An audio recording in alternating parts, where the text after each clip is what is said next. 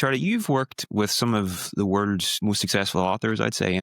One of them is Tim Ferriss. What were some of the most important things you learned from working with Tim for the time you spent with him? Man, you have an extra few hours. I mean, I was very blessed to be partnered up with him, and partner is probably too big of a word. So I'll say I was his first full-time employee in kind of a mentorship apprentice-like model. So yeah, partnership's too strong, but it was, yeah, it totally changed my life. And this will sound weird at first, but it makes total sense. And I've seen the most effective people do this. Tim, when he would talk about like the business around his personal brand, would sometimes call himself Tim Ferriss. And I thought that was like unusual.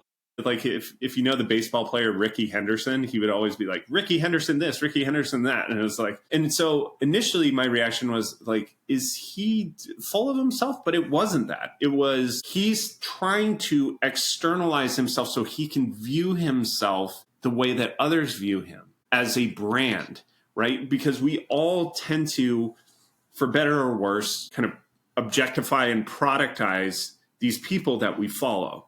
Like they're not fully fleshed out human souls necessarily that we know at the deepest levels with their many universes. Is like, that's Tim Ferriss.